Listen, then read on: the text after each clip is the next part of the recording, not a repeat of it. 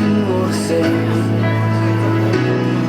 If you're not with me, I'd rather not be safe. There's no decision to be made. If you're not with me, I'll just let it flow away. All right, we finally made it to Australia, guys. I want to thank everybody for coming out today. Got a big crowd out here today. We want to thank Boatworks for hosting this event. Give a big round of applause to Charmaine, the Boatworks company here. I'm Keith. This is Kay. This is Renee.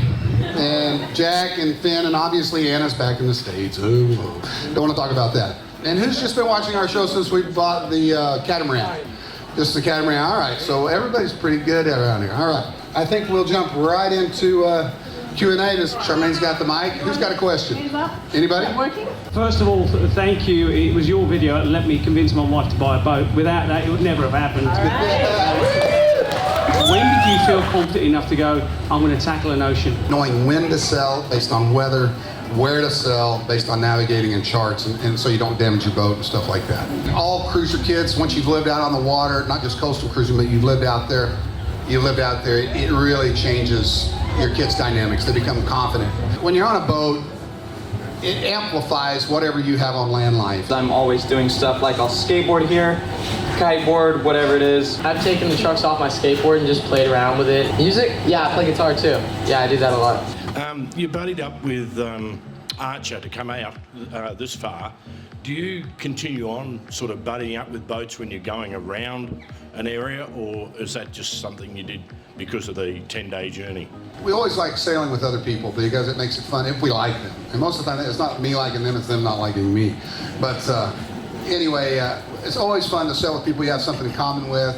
You have the same age kids, that makes it. And then if there's something that goes wrong, you can help each other out. And Russ and Margie are somewhere around here. There's Margie right there. And Russ is right there. And they're on a Leopard 50. You saw them in one of our videos. And we've sailed with them ever since we left New Zealand. They're a fun couple, and we're going to go to Western Australia with them and have a lot in common. We love hanging out with them. So that's a good question. What does it cost a year to sell for people? We live on the high end of that spectrum, obviously. I mean, there's all different spectrums. But if you're going to live like we do, if you're going to have a 50-foot plus boat, if your boat's going to cost $500,000 or more, if you've got 2 or 3 kids going along with you, chances are you're going to spend somewhere between $45,000 and $70,000 a year, American dollars, sailing around the world. And when we're out on hook and we're out in remote areas, we don't spend probably $1,000 a month.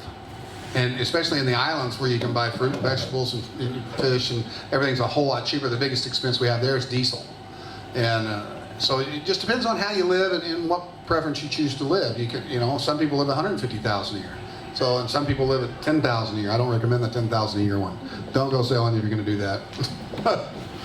Good question, though. Hi, Keith. When you were in New Zealand, you got your batteries changed because the other one's clagged out, that you always intended to put lithium in. Are you doing that while you're here, or is that going by the wayside because you've got new batteries? Well, so that was in Fiji, not New Zealand. Our battery, no, that's fine. Yeah, I'm sorry. Yeah, our batteries went out in New Zealand, or Fiji, I'm getting confused.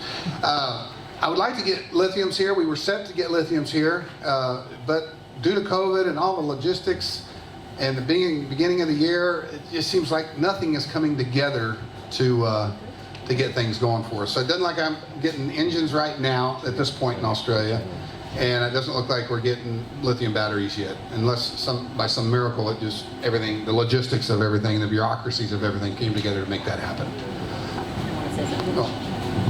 And along the lines of your cost, and what is included in that $40,000 to whatever you said, $65,000. It's stuff like that where you want to get batteries or you need a part and it ends up costing 5 times as much as you had anticipated, or vice versa. You save up a bunch of money because you're going to get batteries and you can't get them or something. So things are very different. Shipping costs are astronomical. So getting anything out in random islands is almost impossible. So, it's just very expensive. Yeah. Anyway. Next question. Just wondering, you were talking about changing your engine, so just wondering the reason why. Is it hours they've done, or just you're not comfortable with what you got? Well, so I've got Volvos in there, and they've been fine, but they're getting I'm not quite sure, but I think they got 4,000 or 5,000 Irish on